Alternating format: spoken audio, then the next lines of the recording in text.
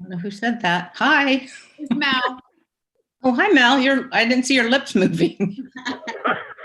And Toilet-Quest. Hi, Janet, you're back. I'm back, but it's not giving me any video. It says again, cannot receive video calls at this time. Don't know why that is. Won't be able to see your beautiful face. No. What? We won't be able to see your beautiful face. Oh, so sweet. Yeah, I mean, I like seeing everybody. I mean, that's half the fun. I just don't. Maybe I'll try it. Third time's a charm, right? Yes. Let's hope so. Okay, I'll try a third time.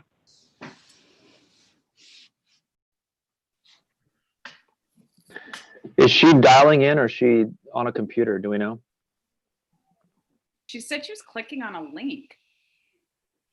I wonder if she doesn't have Zoom downloaded on her computer. Oh. I know that woman in the green shirt. Hello.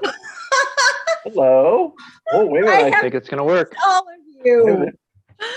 Hey. Been way too long. It's so good to see you. It is. Martha. Waiting for Janet to poof right on board. Mm-hmm. Hey. Hey, Wahoo. there you are.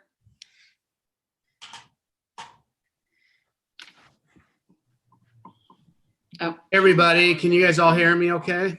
Yep. Yes. Yes. All right, wonderful. I'm still in the process of trying to, we're on live on YouTube right now. And but we're just trying to get now the, I got to set the recording going, so hold on a second. Hello. Oh, wait a minute. I think it's going to work. All of you.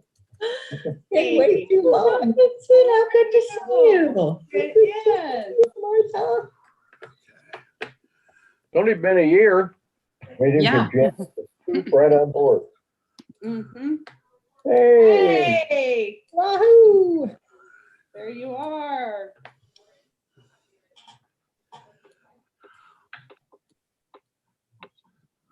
Everybody, can you guys all hear me okay? Yes. Yes. Yep. I'm still in the process of trying to, we're on live on YouTube right now.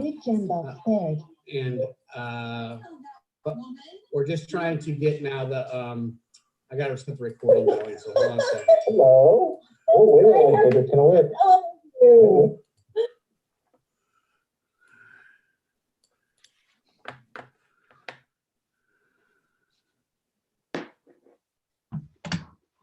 Can everybody still hear me? Yes. I got audio now. I can hear. Yeah. Can hear you. Could use a little more oomph. All righty then. I will try and do some more oomph. All right. Okay, so here we go. We can go that, record. Okay. All right, I think we're going now. Welcome, everybody, to our first quorum and meeting in a year. How about that? Sorry for all the delays, but I can't take all the responsibility for COVID alone. I have to hand some of that off to other people. And I'm glad we're all here so we could all be together. So, so the question is, I guess we want to turn it over to Janet, who the last time I checked was still the Library Advisory Board Chair. Am I correct? I think so too, but Doug, why don't you just do it this time? It's crazy. Okay. All right. Would you guys, does everybody have their agenda, or would you like me to share the agenda on the screen? Share it. Okay. I have mine. All right, let's share the screen here.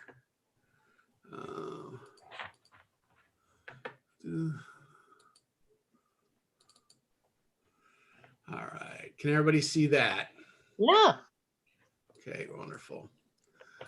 All right, well, so we could call this meeting to order and could review the agenda. And then I guess if we want to approve the agenda, we can go on from there. Move to approve.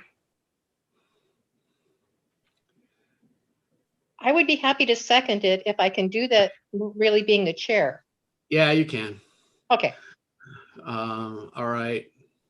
So then anybody have any issues with the agenda? Everybody vote the agenda to go forward. Just wave your hand is fine. If you're all for it. Okay, great. All right, so we'll go right into public comments. So guess what? I don't think we have any. So I think that we did post this in time and people didn't get a hold of us. So there were some people that did inquire about openings potentially on the advisory board, and we sent them information on that. But there may be some that are watching on YouTube. So if you're watching, thank you for coming along. And if you do ever want to submit testimony or talk, please get a hold of us. We'll be happy to do that and make that available for you as long as we're still in this situation. All right, so I wanted to start with a kind of a COVID update on what's been happening all this time.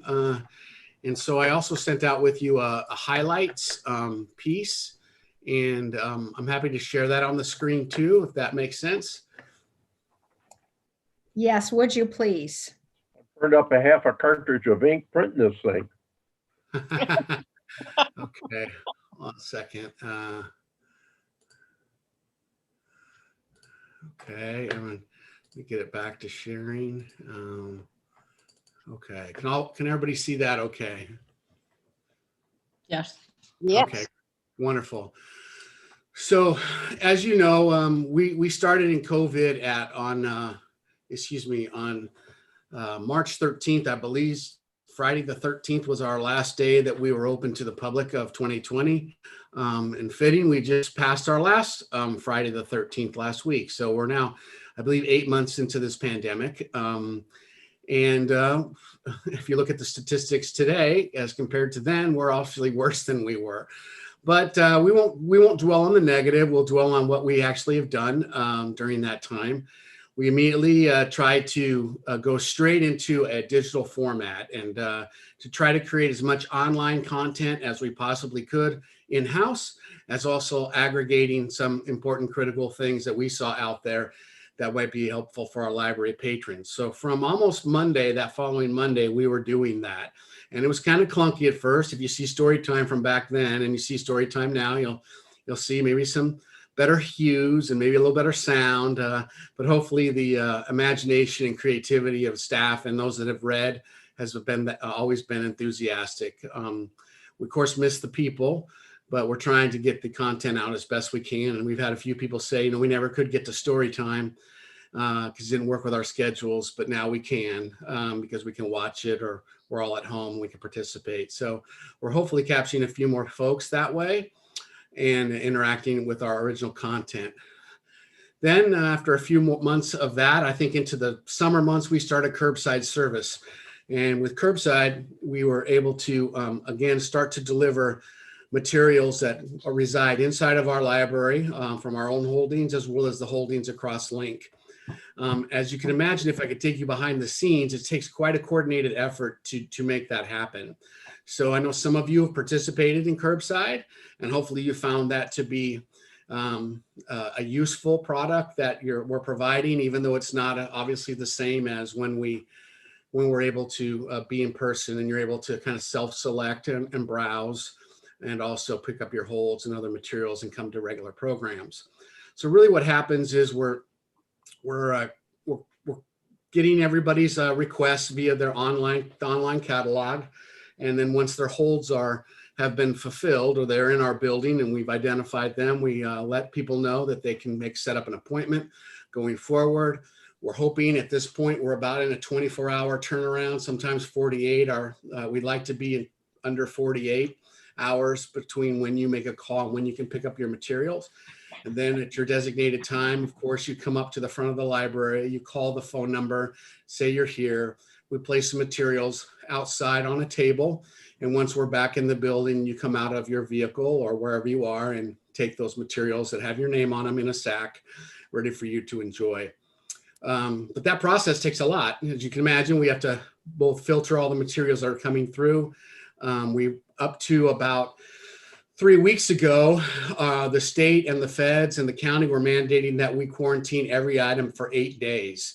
So we were really a warehouse of materials. Since that time, we've been able to have some further, let's see, there have been some further tests and investigations on how long COVID can live on certain materials. And our county public health doctor gave the okay for us to go back down to a 24-hour period for most materials. So that really helped us because we weren't having to quarantine things for so long, and we were quarantining them in large baskets, commercial grade laundry baskets, and putting dates on them. So we're not doing that as much anymore, but we still quarantine for over 24, and some materials are 48 hours. Leathers and imitation leathers are longer. And so again, you drop off your materials through the regular book slot at the library. Those are the only book drops that are open. And we're able to then just push them aside, put the date and time on them. So once the appropriate time has elapsed for them to have been quarantined, then we can start to handle them. Any questions about curbside? Oh, Okay. are we going to continue with the new shutdown? Yes. Yes, as of yesterday, I got the approval to continue curbside because we've done everything that we possibly can to keep the environment safe. Luckily, we are one of the only curbsides that's truly curbside, meaning we do not physically interact with our patrons. So from that point of view, the patrons we believe, are the safest possible. It's almost like curbside when you order groceries. But it's the staff that we're concerned about and their interactions together. Everybody inside the building wears masks at all times, regardless if you're in your personal work area or in a communal area. We're trying to keep the 6-foot distancing. We have cleaning supplies all over the place. In fact, we're probably ready for a surgery in some sections of our library. And we have gloves available, masks always on everybody, and we're constantly cleaning and trying to take care of each other. We have been very fortunate as a city and as a library to not have had a COVID case, a COVID positive case on our staff, which is a testament to how they're conducting themselves as well. So we all take it really seriously. We also have tried to really create work patterns around the same people at the same times. So we don't have a lot of our staffs cross working with each other over different days.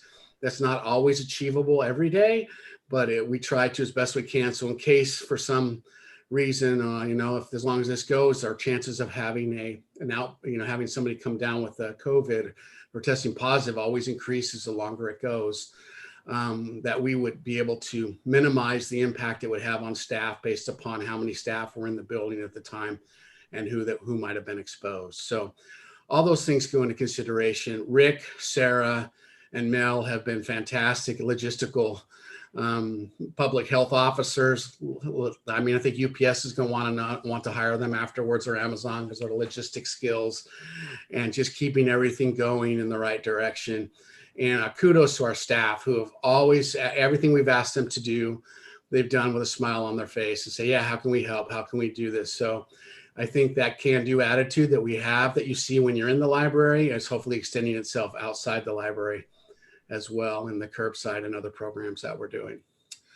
I mentioned online programs and some of the things that we're doing. We're continuing also with reference help. So you can call in and talk to a reference librarian, or they'll get back to you. You leave a message, they'll get back to you. You can also email in as well. We'll also help out with book recommendations. We're doing book bundles for children, book bundles for teens. We're just about to start a homebound service, a small one, where people that we know or other shut-in areas with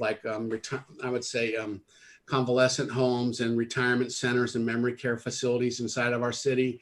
We're starting to interact with them a little bit more, and individuals that we know from our social services at the county that aren't having ability to get out.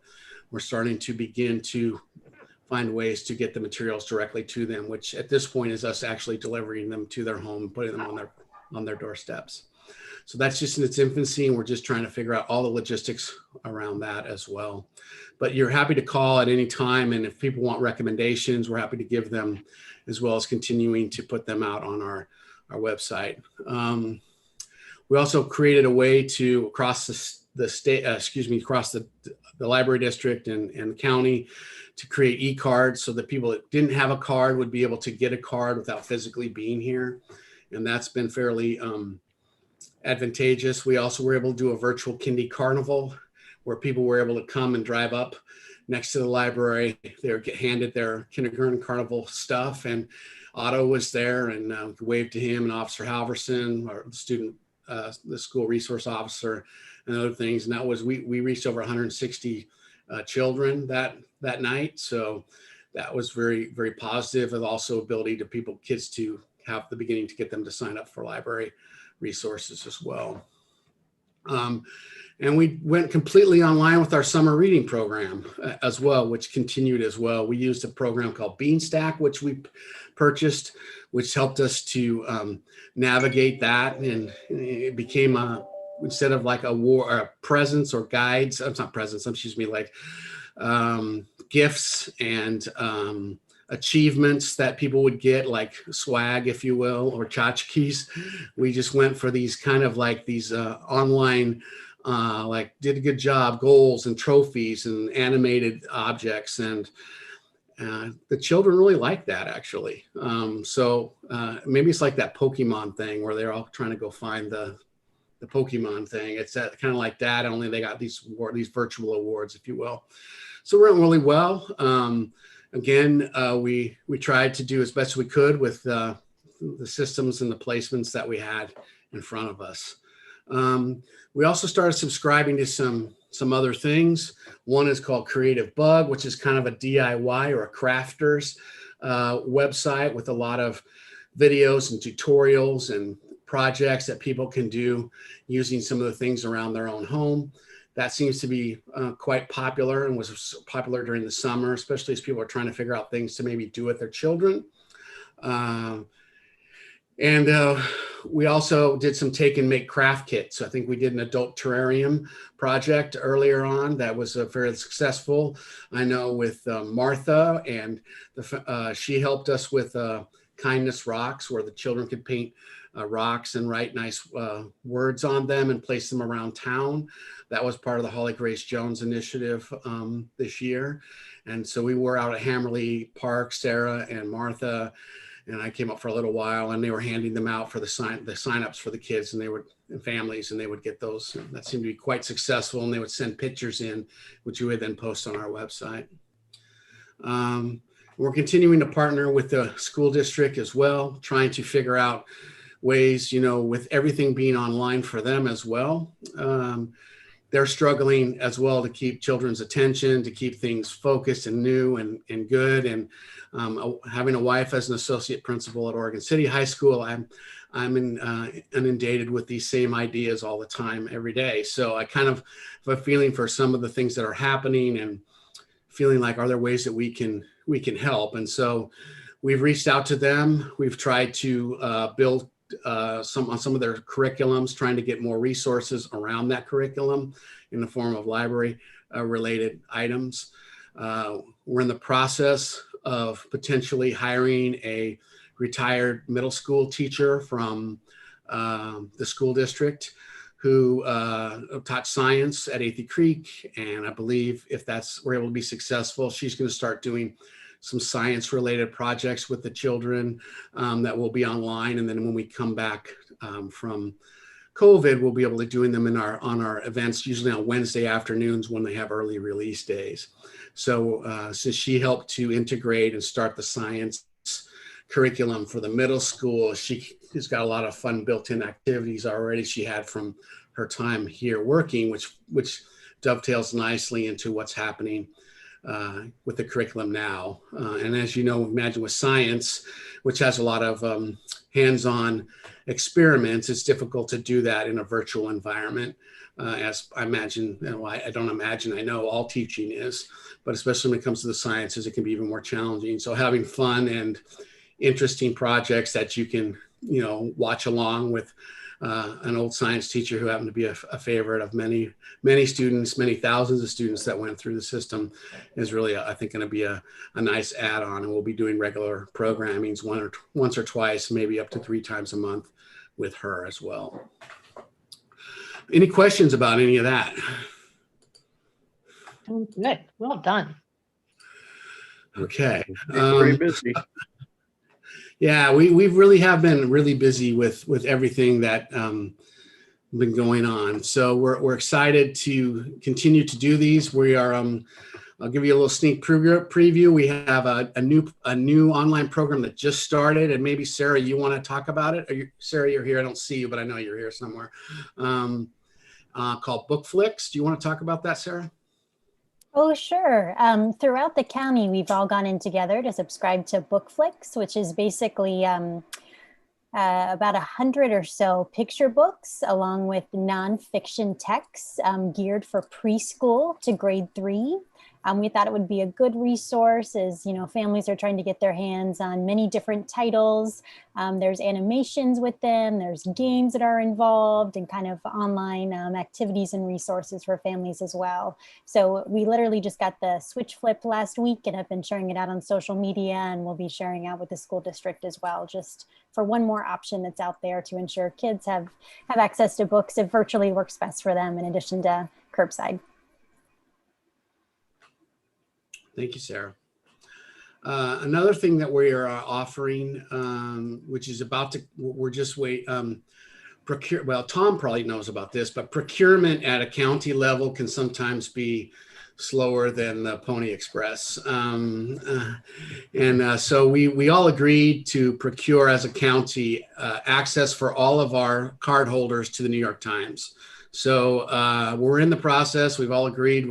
We've put in the resources to do it. And we're just waiting for that. So I'm hoping by December 1st, a week of December, we'll be able to announce to everybody that the New York Times is available for everybody that has a library card user, and it'll be full access. For those of you that might subscribe to that, you'll have exactly the same access that you had as a singular subscriber, and that will be just part of your library card. You'll be able to go in there and access it that way. So for those of us that subscribe to it, including myself, I think I'll still keep the Sunday paper coming in, but certainly it's a nice resource to have available. That's wonderful. Thank you. Yeah. For the city of West Linn, is it for everybody? I mean, is it for the whole Clackamas County, or is it just us? Most libraries agreed to be part of it. I think there may be a couple of libraries in the rural part of the county that decided against it, but we will have it. So as long as this is your home library and not another library, anywhere in the kind of the urban corridor here, or they're all all those libraries are gonna have it. But certainly we are, and I imagine, if any of you are not a West Linn library card holder and hold a card in our county and it's another library, we might have to ask you to leave the library advisory board. So I'm assuming that all of you are good to go with that. So, and we'll be able to promote that as well. Right. Any questions? All right. So let's go on from here. I want to talk about policies, if you don't mind, for a minute. Let me share the screen with you again here.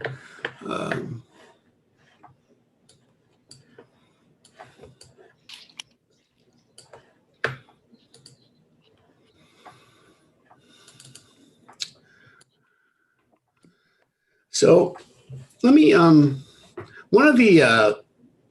if some of you that have been around for a long time will remember this, but one of the duties, or one of the things that the advisory board of the library asks us to do, or asks members to do, is to work on policies and also to help us with some of the challenging things that we have. So COVID has been challenging for everybody. And let's face it, everyone is not at their best right now. In fact, we've never been more frazzled in our own lives than we are right now. And that shows itself in different ways. The super nice people that have always had the really big smiles, that smile might be a little less. The super unhappy people are becoming even more unhappy. And that all plays out in different ways. But one of them is in our behavior. And we've had a couple incidences where we've received some emails, and one instance particular where we've had some really bad behavior outside during library pickup because they showed up at the wrong time and they didn't have an appointment, and they multiply have been always kind of devaluing the library as and vocally harassing our staff. And so we've had some interactions with a couple of people in that way, one in person and then a couple virtually. So I thought it might be a good time, since it was 2013 when I was on the library advisory board and not library director when last time we looked at this. And so rather than go into a lot of details about it, I wondered if we can have a discussion about this at our next meeting, which I will hope will be next month in this same format, and have you all look at it. And I kind of you can see where it is. You can see where what we expect of our patrons, and kind of see if that might need to be expanded a little bit to a virtual world as well, because we're not necessarily physically in the library, but the library still exists in other forms and fashions. And of course, we do not want to infringe on people's First Amendment rights or their ability to have those, but also we ask for some decorum, and we ask people not to swear at our staff. And we ask for people to be as kind as possible. And I think all of you know that that's a real push button issue for me. I want the library to be a place where discovery can happen. Discovery can only happen if people feel safe. And when they don't feel safe and they feel threatened, and that's my staff included, that can't happen. So language is a big issue, threatening, loud voices other than babies crying or a fire or some catastrophic event. There's no need to be screaming in the library. There's no need to be screaming outside the library at other people because things aren't working out the way you thought they should work out. So any thoughts about that right now? I don't really want to go into the weeds with it, because I think it's nice to be able to read something over, fresh attention to it, and then come back with some ideas or notes for next month. It's a good idea to do it, Doug. You guys need to be safe. I believe we are. And it said, again, but I also think that during COVID, again, we're seeing, I've heard the term, I've used the term crisis fatigue. We're all under, I believe, crisis fatigue, and it all shows itself in different ways. So it's not that we don't have empathy, that everybody is really stressed out right now, but it doesn't necessarily excuse people to, belittle other people because things aren't exactly working out the way they want it to work out. I think there's another issue to this. The forces across these last 6 months have been we've had everything but locusts. Don't say that out loud. Be next. Africa had those. Yeah, and the stress level is just off the charts.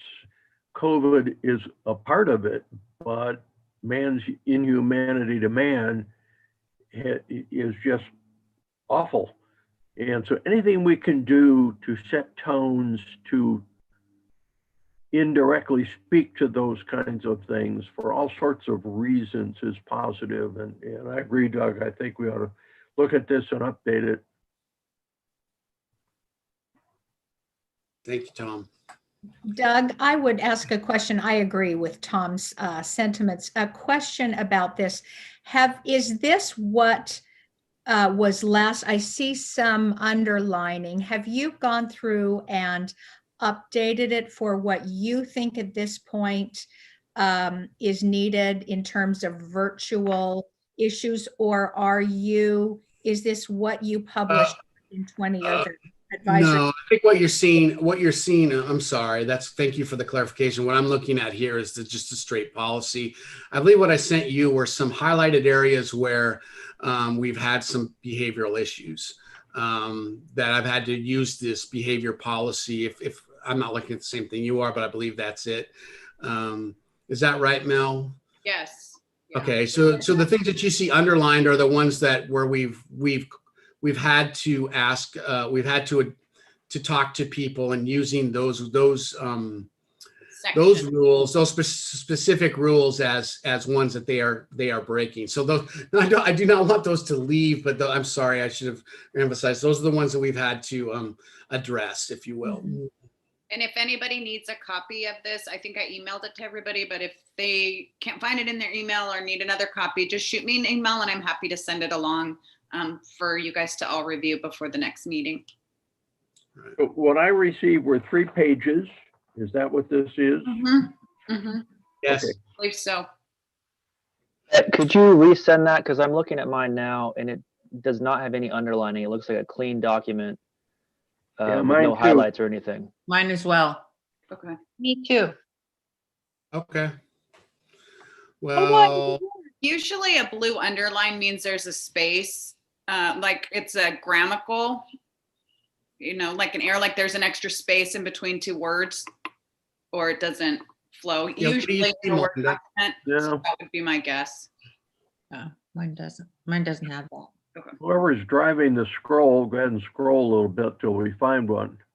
There's one Well, there's- right at the I see top that. where it says may result in. Yeah, And the in is one thing, but there's some others in there someplace. gesture. Yeah, gestures is underlined. Allowed when. Allow when, yeah, that's a spacing. Yeah, I think those are just spacing. I don't think it's right. anything. I'm sorry. I there were some that I had highlighted. I was thinking you were talking about a yellow highlighted. So there's a different one that I yellow highlighted. But let's just talk about the issues that we've had. That way we're all clear about where we've been. I would say intentional harassment of library staff or other library users. We've had to address that particular issue. Actions of a person that presents an imminent danger to the life or safety of others in the library. That's a really broad spectrum one.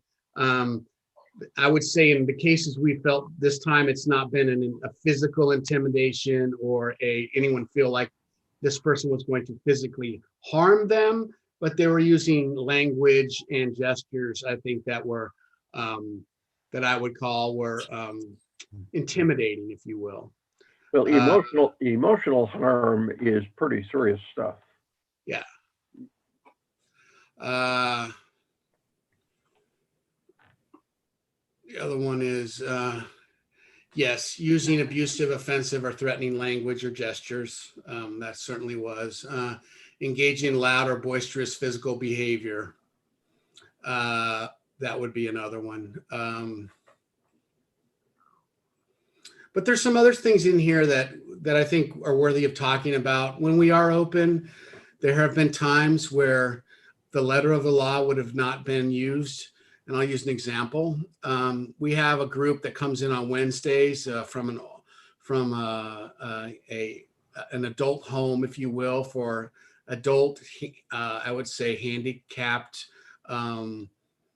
maybe the right word would be mentally handicapped, grown, tending to be over the age of, let's say, 50, that will come in. And many of them, if you've ever been in on a Wednesday, they usually wear headphones and they're walking around out in the lobby. A couple of them will go outside and down the street and smoke a cigarette.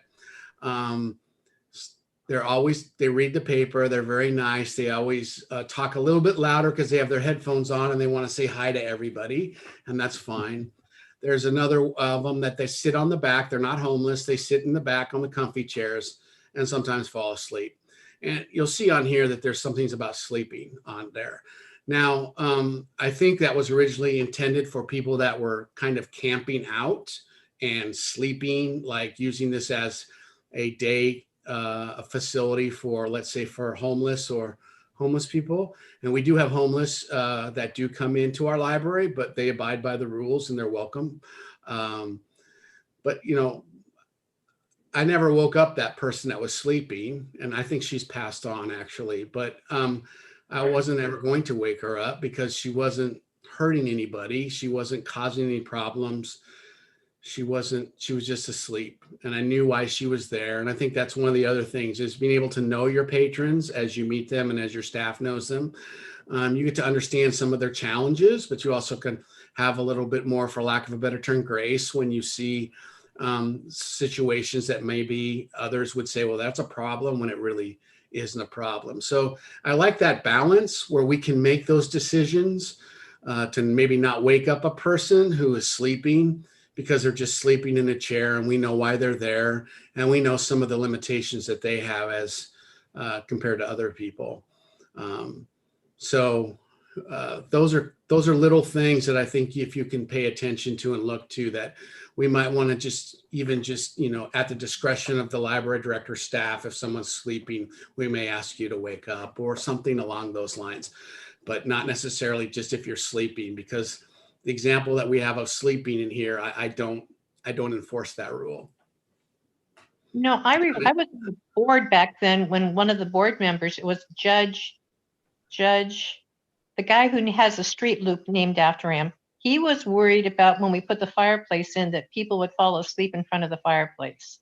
And that is why we have it. Not about homeless, just about people falling asleep in front of the fireplace. Well, it's funny that that's where she does sleep, but it's 10 feet away from it in an easy chair that's supposed to be where the easy chair is. She's not moving it closer or laying down. She just sits in one of those easy chairs and would fall asleep. So, but we knew all about we knew the situation as well. This wasn't, this.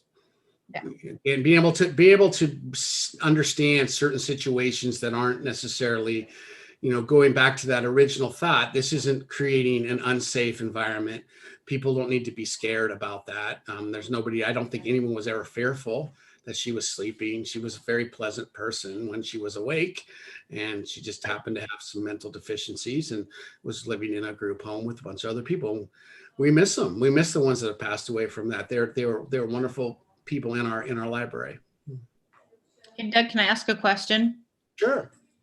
This group of people that used to come in on Wednesdays, did they come for hours or did they come for half an hour? I think they would come from 10 till 3 or 4. They would come in when we opened between 10 and 11 and stay. Then TriMet would send one of their small buses and pick them up and take them back to their assisted living facility at about 3 or 3:30. But never had an issue with any, even when I was out on the desks and stuff. They were always just very kind, polite, and they'd check out items. They had library cards, and they would get, one of them really liked music. Vern loved music, and so some of them would check out items, and yeah, they were great patrons, and we did never have any issue with any of them. And I think that I would be interested in knowing if there's any. I haven't read. I'm looking for things that might.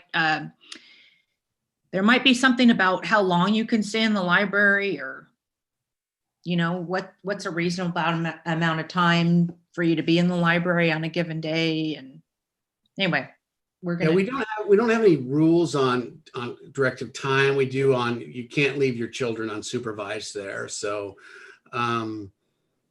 We've had on occasion, it's been a very rare occasion where we would have at the end of closing, I would get a call if I wasn't there. And sometimes when I was there, where it would be a child in the library and they'd be under the age of, let's say 13, let's say between 11 and 13, and there'd be nobody there, right? So the person that gets called is the police, and the police wait with them until their parents come.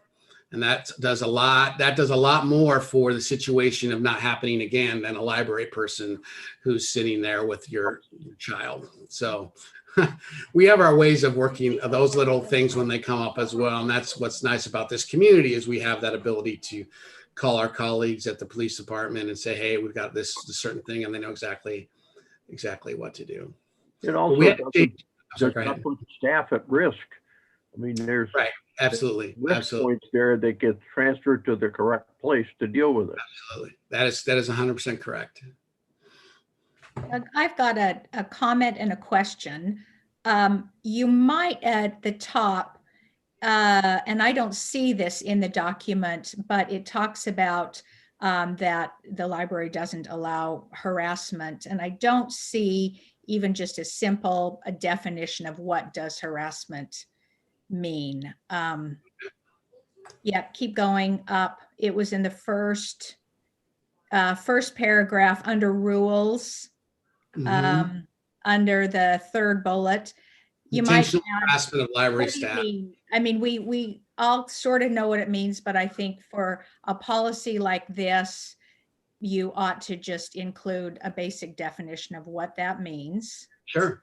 And my question is then, as we look at this, do you want us to come back with an idea of how we might update this to incorporate an online for the COVID era and even beyond? Is that a question that you had asked us early on in this conversation?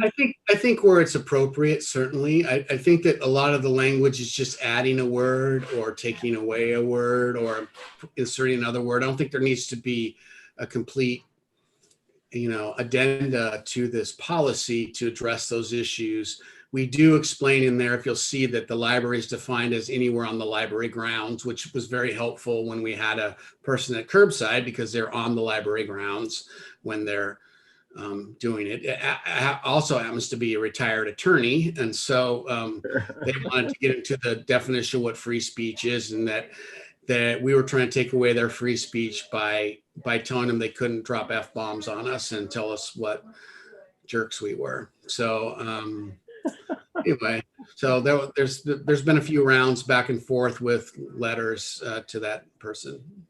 And you could incorporate an online, to your point, the online communications between library staff and library users, just by adding simple language probably to on library grounds or in library electronic communications back and forth or something like that. Yes. So to your point, it doesn't have to be a whole section, but just to add that the library now means inside the library, on the grounds, or in doing library business virtually.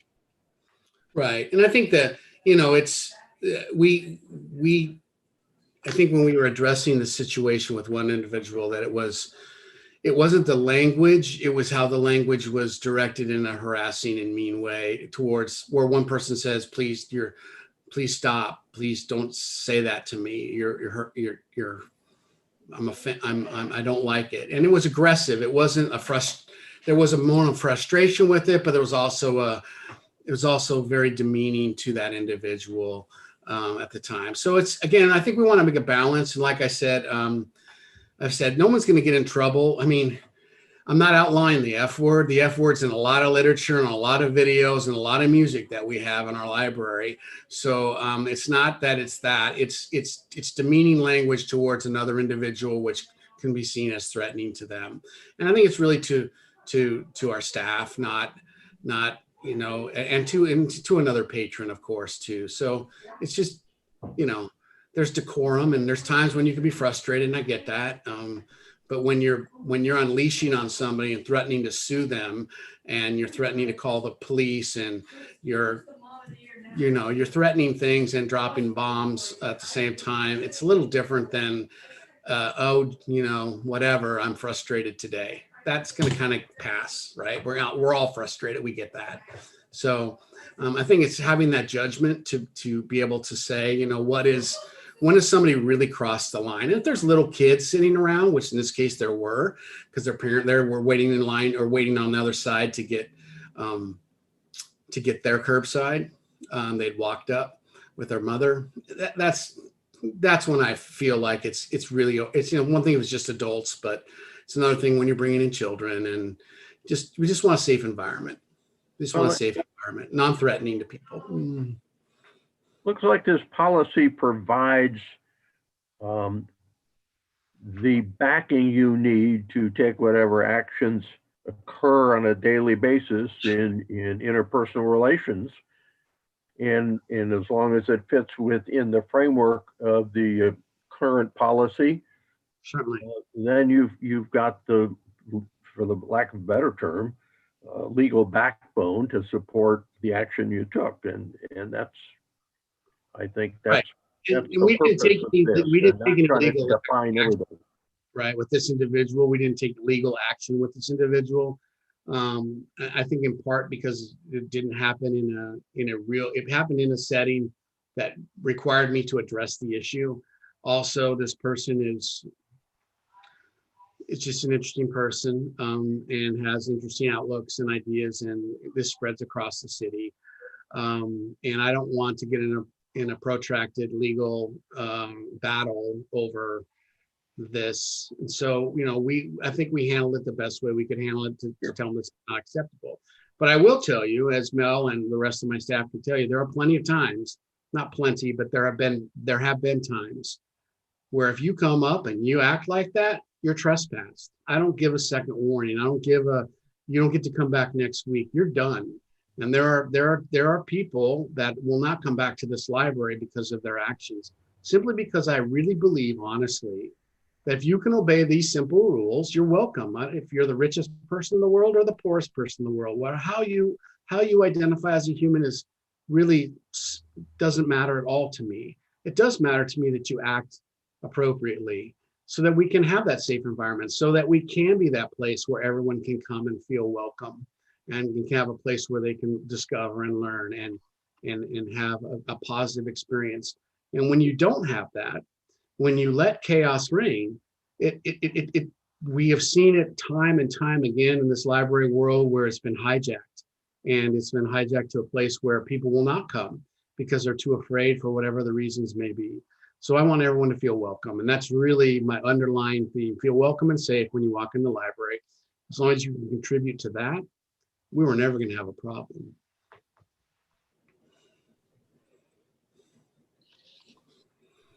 All right.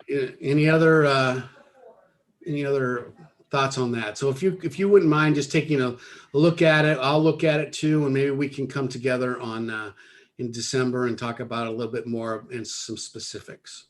I think it's pretty important that we do, at the very least, have an updated implementation date of this that's way newer than 2013. Right. Absolutely. Yeah, showing the face of being current. Yeah. Okay, I'm gonna stop that share. Any other questions about that before we move on?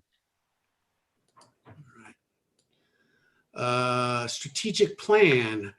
Remember, we were actually all the way up to meeting with City Council on our strategic plan. Do you remember that night, everybody? Boy, that was fun, wasn't it? Never happened, did it? So, and then COVID and all these other things happened. So the strategic plan, as far as I'm concerned, is still a something that we're using. But again, I think in this case, I'd like for you all to look at it again over the next month and see.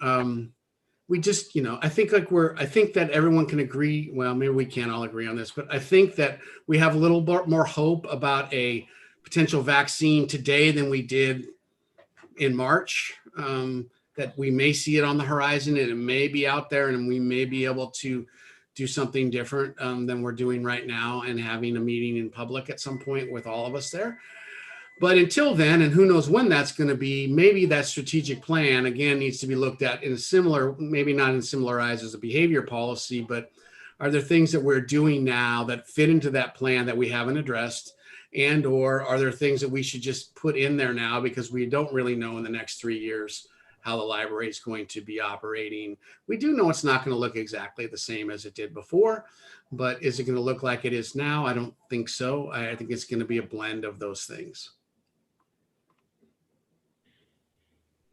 Does that make sense? Yep. Okay. So we'll go ahead and do that. I'll give the foundation update if we can just moving right along. I think that presently, I'm sorry, Janet's here. So Janet's from the foundation is here. Do you want to talk about it all, Janet, or do you want me to? You do it. You just know everything. Oh, no, I don't. Don't say that. I don't. So the foundation has been it's had a change in a new chairperson, which is Kirsten Wyatt, and then the help me with the I know all the names, but I'm not quite sure of their roles. Mel. Karen is the vice chair, right? Cassie is the treasurer. And I'm not sure. I think secretary's flopping and hasn't transferred. Oh, she has the Bernese Mountain Dog. Deborah. No. Allison. Allison. I knew it Allison. started with an A and it just wasn't coming to me. And Allison is the secretary. Right. And so they met last week. I wasn't able to attend, but I submitted a similar report to them as well. Sarah was attending, and they asked us, how we're doing and what we can use with help. Again, the bookstore has been closed this whole time, as you all know. So Eric, there's even some classic stuff that's come through. So when we do open, the kids may not have diapers that week, but you're gonna have some good books.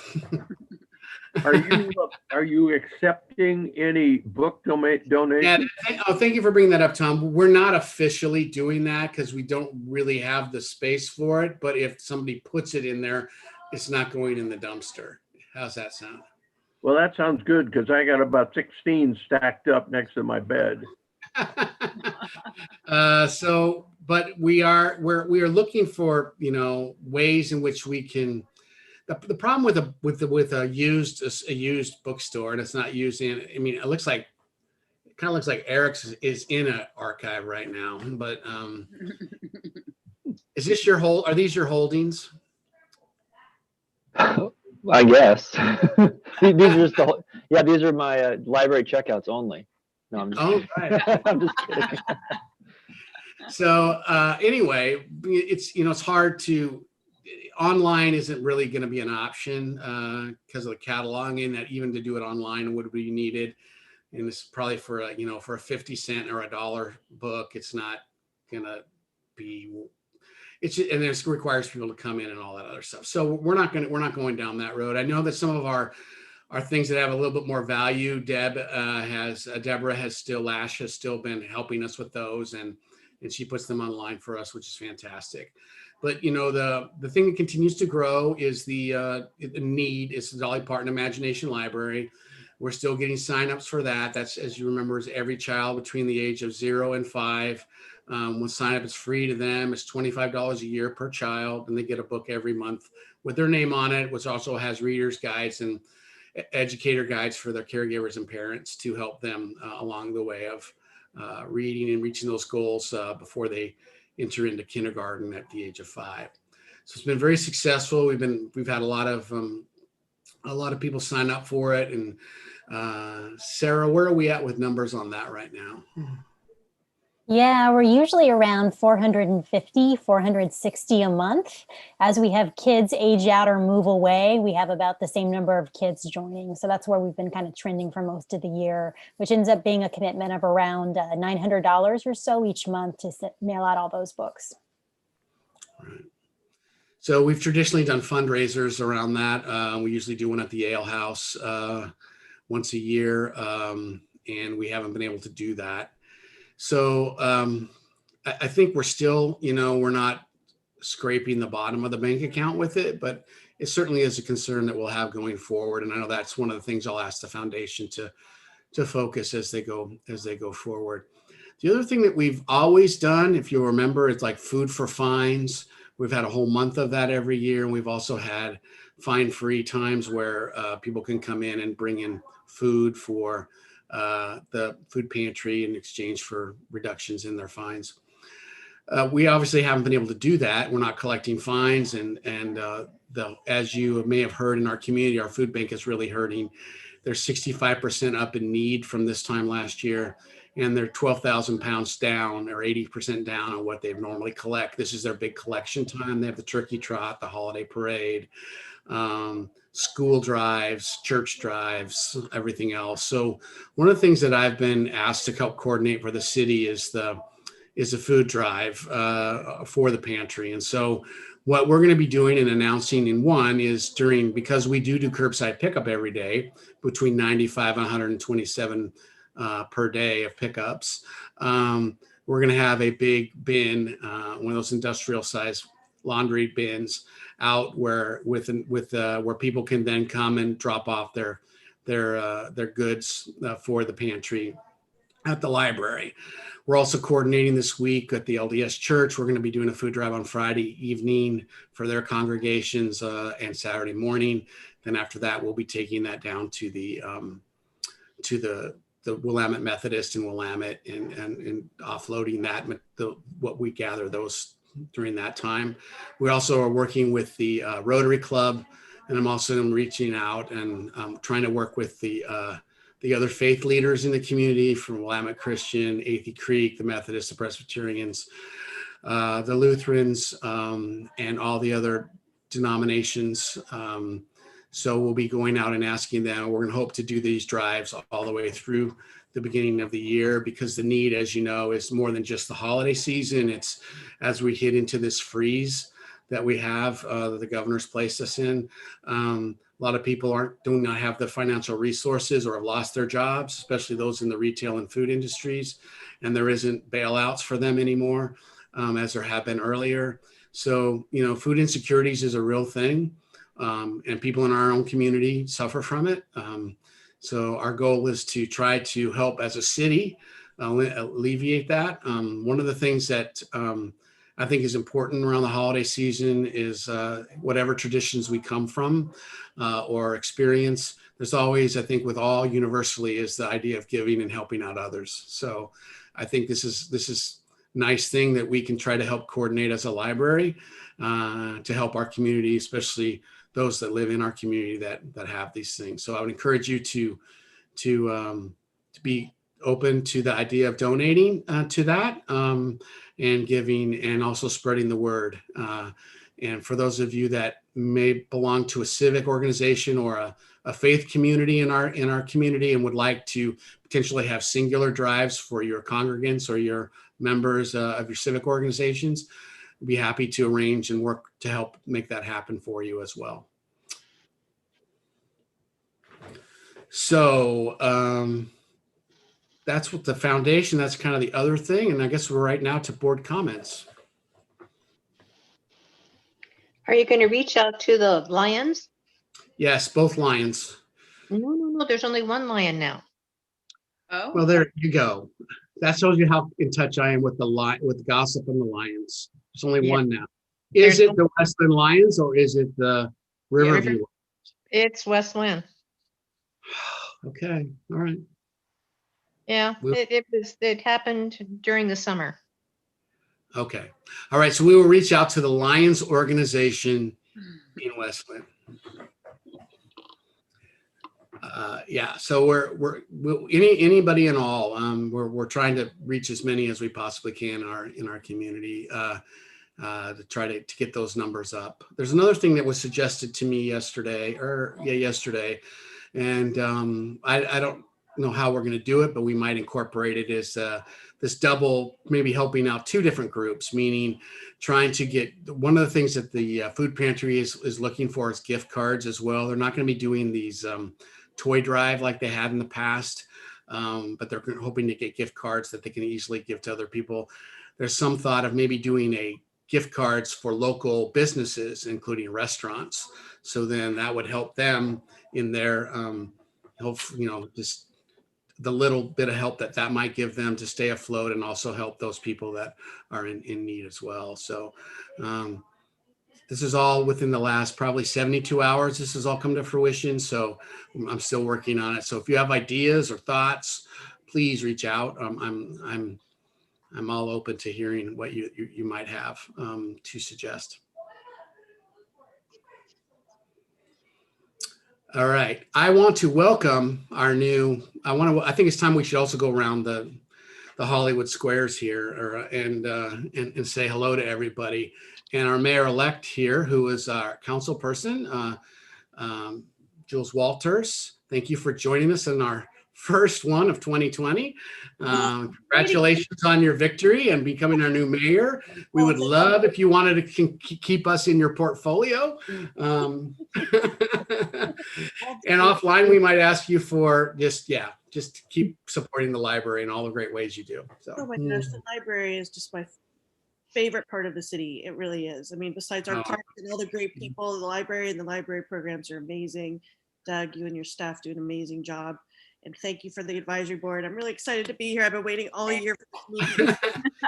Yay. And it's already November. But I I have know. to jump off of this and get to the police oversight task force. But I just Okay.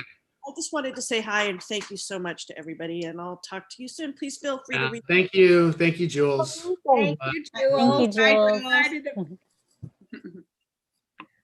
Okay, so I don't know how everybody's screen looks. Kind of the center square is Eric and Sarah, which seems like that should be about right.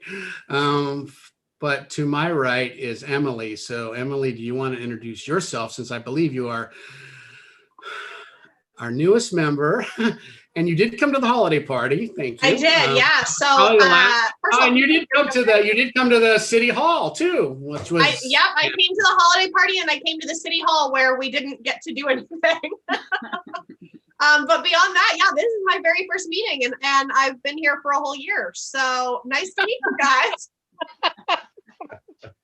Welcome. Very, very belated welcome. Yeah, I don't know what else you want to know about me. I've been in Westland for a number of years. I've got a kindergartner who came to the kindergarten program you guys did.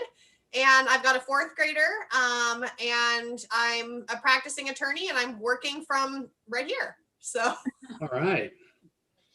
Well, we're glad you're here. Thank you for being on the library advisory board. We will be meeting more consistently from here on, virtually at least. So, and thank you for the prodding, because Yeah. it was yours. Like, hey, can you guys do something about this? We appreciate that, because really we do. Because there had been kind of a hiatus as technology was a little slow, kind of like county procurement. And so, Sure. us figuring out how to do this with the citizens. So, and that's on me, not on anybody else. So I appreciate that you've nodded us along. So thank you. No problem. All right. How about Tom? I'm here, All right. hanging out, working from home. Still trying to do what we can do. And it's you talked about March the 13th. March the 14th, Barbara and I got in a plane. You remember it snowed that morning. And we sat in the plane in the Portland airport for 2.5 hours. And then when we got to Kona, we sat in the plane for another hour and 20 minutes before we could get a gate. But it was worth the effort. And then 2 days later, everything fell apart in the state of Oregon, and we're busy watching it on our little laptop on this computer as we turned around and looked at the ocean. So what the heck? Well, and maybe one day we'll be. Emily, because I was trying to figure out a couple of faces on here I wasn't familiar with. So hi, Emily. Great. Thanks, Tom. Eric. Well, howdy, y'all. I'm Eric. Nice to meet you, Emily. I'm glad you're here. It's fantastic.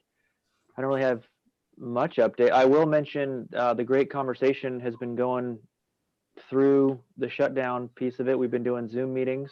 There's a couple pauses, but we're just about to start Aristotle. So I got the big one ready to go. This is actually only volume 2.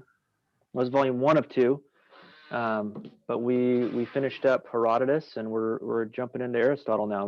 We've been consistent with about 10 people or so. So pretty exciting. Wow. We're How gonna be often like, do you meet, Eric? Is it a monthly meeting? Monthly, yep. you're gonna give the Simpsons a run for their money by the time this is all over for most continuous show. Well, they haven't stopped, right? So they have a much bigger head start. Yeah, but their season doesn't go for the whole 52 weeks. Oh, there you go. I have a chance. Rick is to my right of him, or his right on my screen. Hi, everybody. Emily, I am a library manager at the library. And like Doug said, we're busy. Lots of curbside.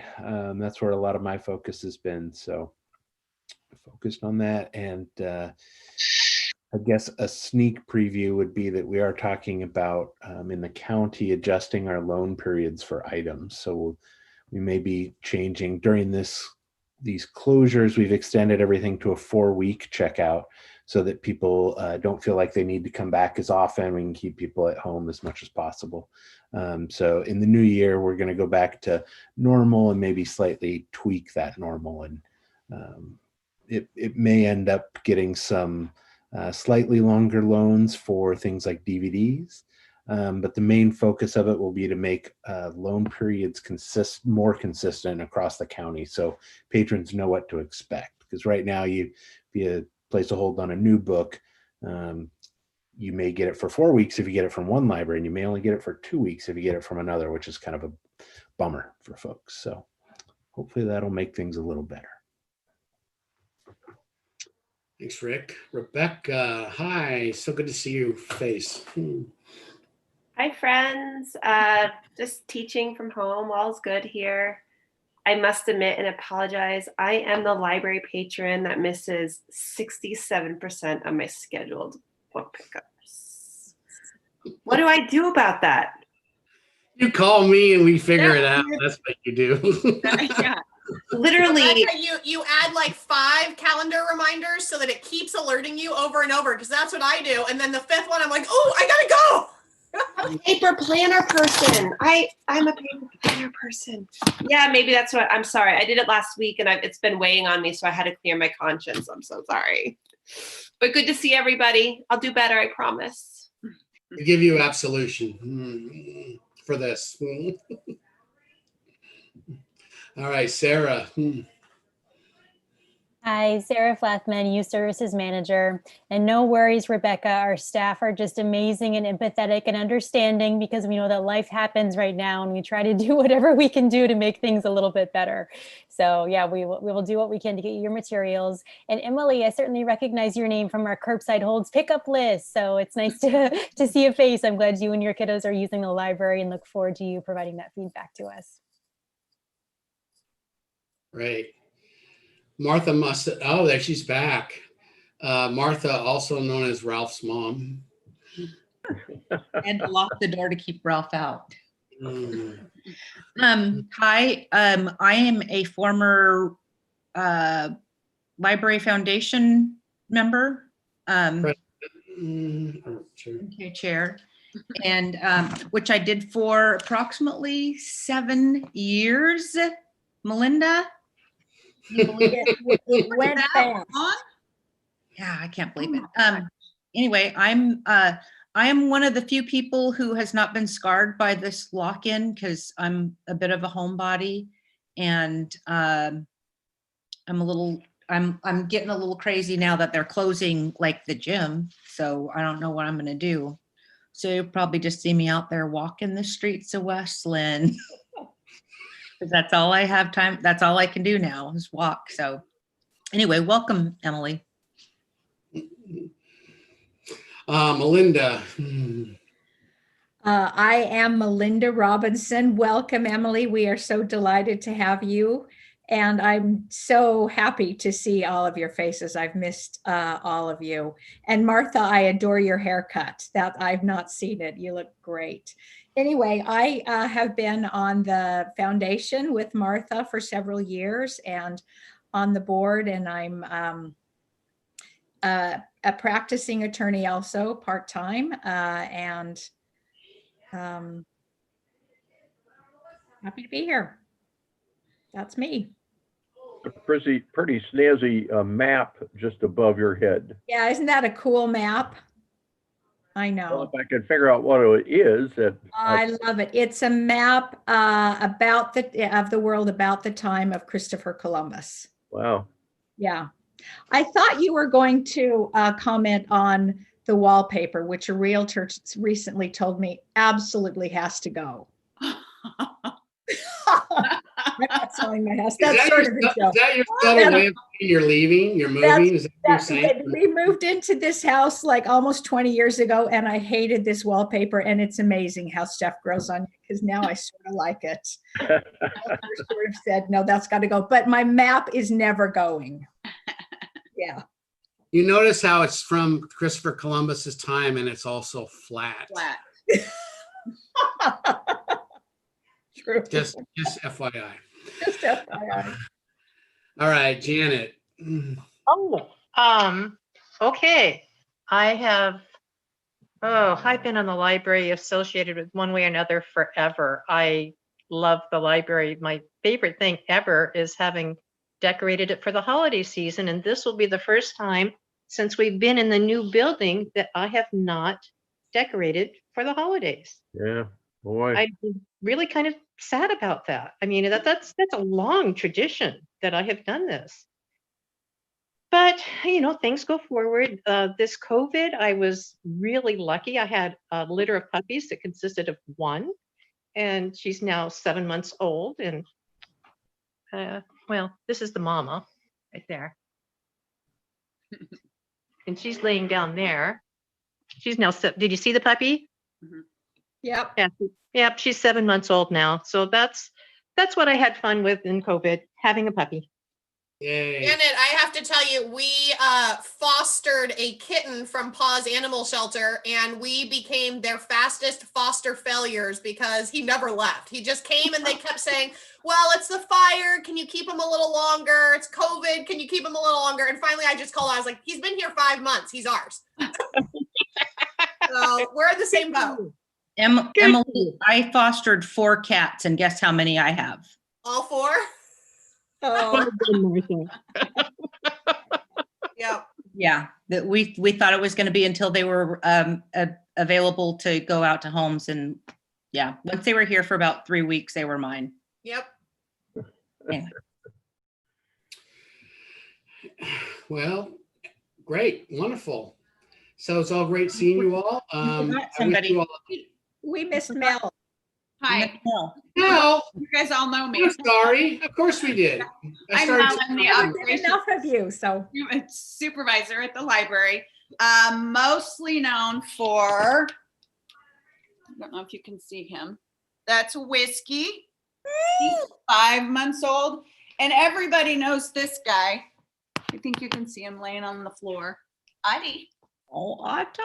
And that's Buddy. Otto, the library dog, and Booker's laying in the kitchen. So, and I'm Doug's assistant, and I help him with whatever he needs help with. So, welcome, Emily. It's nice to see you. Look forward. I mean, thanks for prodding us on to get us all together. So, Yeah, thank you.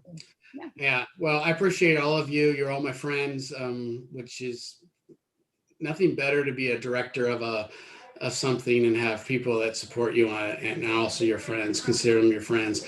And I'm in that unique position, I kind of think, because I used to be one of you, and now I'm the library director, used to being on the library advisory board. So I do appreciate you all. I want you to all have a safe Thanksgiving. I know it's not going to look the way it probably should look or we want it to look. And let's just hope that we can get to that place where we can all enjoy each other's company in real time and with, rather than on Zoom or WebEx or other forms of whatever this is called. So anyway, thank you. Anything else before we close? For the next meeting, you're probably a lot of stuff rolling around on your head, but I'm sure you've learned a lot, like all of us have, but within your library and in the virtual world. And I just would wonder in another month when we get together about what little doors have opened up that might carry forward in relation to a broader library experience in a virtual world. Happy to talk about that. Yeah, I mean, that's going to be, that's a really complex question. And it's also one that, we're spending a lot of resources on online, and it's paying off in the sense that it's being used, and we're thankful for that. Is it going to be able to be sustainable in the same amount of time with the same amount of spending as well as in the real world? No. So where are we going to make some choices around that? We'll obviously be asking you all for input on that as well. But it's a really interesting question. I will bring to you some of the things that some of our successes and some of the challenges that we'll have around that as we go forward. Next meeting? Yeah, the next meeting, I believe, is supposed to be the 3rd week in December. And if I'm looking, that's What's the date of that, Mel? The 16th. Oh, the 15th? 16. 16th, I'm sorry. Will the 16th work for everybody? Okay. I don't see why not. All right, great. So we will plan for it to be that on our regular time on the 16th. Mel and I will be sending out the agenda a week or so beforehand, if not even sooner than that. And we'll look forward to talking to all of you. We'll again be talking about the behavior policy and the strategic plan, and I'll be giving you some insights of what we're doing going forward. Okay. Usual time used to be 5:45. Is 5 o'clock work for everybody, or would they like to be 5:45? 5 o'clock works for us, for me. Five. Okay. Then let's do 5. Okay, perfect. You know, I guess one we- thing about the foundation before we go, they were going to do boxes. That was one thing they were suggesting, that they're going to have boxes that people can kind of bid on and pay for and get a box of books, Right. That is something that they are talking about doing. which is So- kind of exciting.